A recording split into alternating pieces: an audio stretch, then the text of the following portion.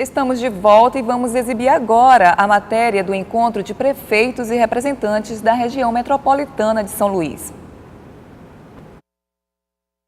Dado no Palácio dos Leões, reuniu prefeitos e representantes dos 13 municípios que compõem a região metropolitana da Grande São Luís.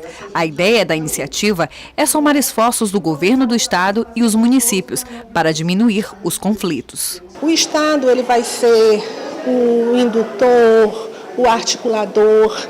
Nós estamos começando, efetivando uma região metropolitana no momento de crise, de crise política, de crise financeira. E aí o governador Flávio Dino definiu desde o início da sua gestão que essa seria uma meta prioritária. Daí é que a Secretaria das Cidades, que está conduzindo esse processo no âmbito do governo, desde janeiro de 2015, vem trabalhando de forma intensiva para que realmente nós chegássemos a esse momento hoje.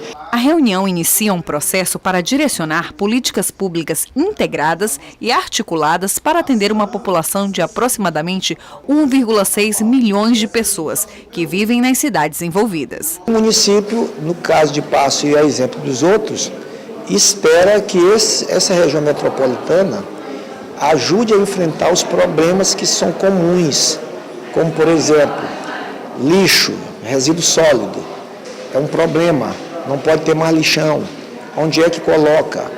Como é que se recolhe? Como é que seleciona? Água e esgoto, que é outro problema grave.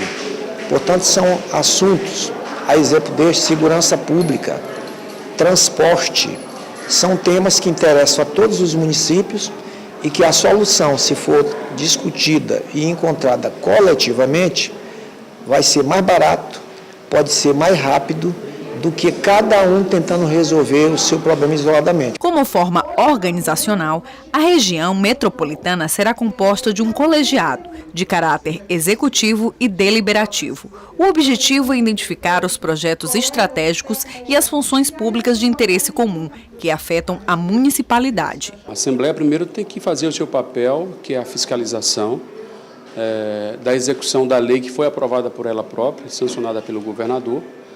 E, a partir daí, também observar quais são os desdobramentos que nós vamos ter de legislações complementares, que certamente esse tema volta para a Assembleia, para as novas leis que deverão complementar, inclusive em relação aos limites territoriais, mas não só, também em relação às políticas, à própria sustentação da estrutura que deve gerenciar a região metropolitana. Tudo isso deve retornar para a Assembleia para o debate e aprovação da Casa Representativa do Povo.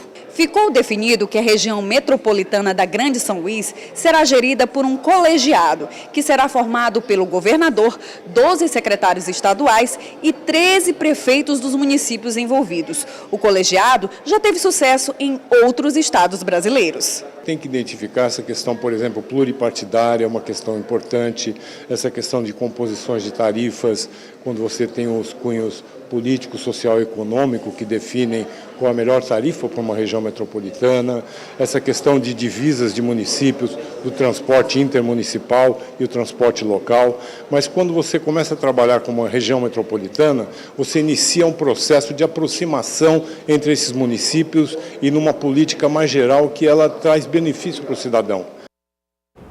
Alguns shoppings da capital não estão cumprindo a lei que permite ao cliente a gratuidade no estacionamento quando o tempo de permanência não ultrapassa 30 minutos. Uma lei municipal determina desde o ano passado 30 minutos gratuitos de permanência em estacionamentos privados de São Luís.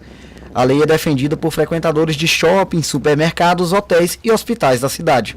Muito mais cômodo os 30 minutos. Eu sou a favor dos 30 minutos, óbvio. Essa liminar, então, acabou reduzindo esses 15 minutos, né? Então, isso aí acaba criando um tormento aí para vocês, né? Com certeza. Ainda mais quem é cliente assíduo do shopping, né? Faz muita diferença. Eu sou a favor dos 30 minutos, com certeza.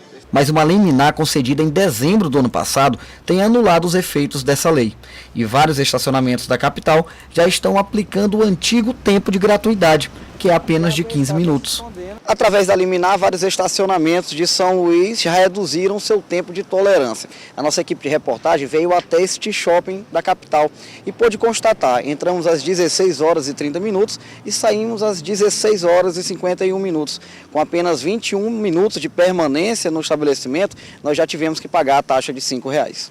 Segundo o presidente do PROCON no estado, o órgão tem amparado o município para tentar reverter a situação. Essa é uma decisão liminar, ainda não é uma decisão definitiva, a lei continua em vigor, continua valendo. No entanto, alguns estacionamentos conseguiram essa decisão para desobrigá-los a respeitar a legislação e garantir não 30 minutos, mas 15 minutos de tolerância. Nesse momento, o PROCON já repassou vários fundamentos, subsídios para que a Procuradoria do município recorra dessa decisão e possamos, de fato, ter essa legislação novamente aplicável a todos os estacionamentos da capital. Para este advogado, a lei é constitucional, mas o problema pode demorar a ser resolvido. Em princípio, entendo que a competência para legislar sobre esse e qualquer outro assunto local é do município, é uma competência que está definida na Constituição. Resta saber o que é que fundamenta a decisão que tira da Câmara Municipal, que tira do município, o poder de dizer como deve e como não deve ser esses pagamentos nesses estacionamentos. O presidente do PROCON orienta ainda como os usuários dos estacionamentos devem proceder diante da situação. Como realmente é uma questão que não vai ser decidida nas próximas semanas, o que o consumidor deve fazer é pedir para que o estacionamento apresente essa decisão liminar. Caso o estacionamento não tenha apregoado no guichê essa decisão liminar, ele estará obrigado a cumprir uma tolerância de 30 minutos e não tão somente 15. E agora vamos falar de futebol.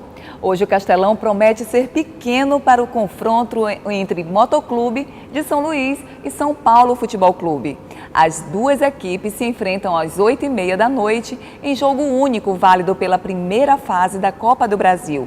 De acordo com a nova regra da competição nacional, se a disputa terminar empatada ou com vitória dos visitantes, os paulistas avançam. O Papão só passa de fase se vencer o tricolor do Morumbi. Lembrando que a cobertura do confronto entre Moto e São Paulo e todos os destaques do esporte no Maranhão, você confere todas as segundas-feiras, às 8 horas da noite, no Esporte em Debate, aqui na TV Assembleia. E o Portal da Assembleia de hoje termina aqui. Acompanhe todo o conteúdo produzido pela TV Assembleia no nosso site, que é o al.ma.leg.br, e também as nossas redes sociais no Facebook e no YouTube. Até amanhã!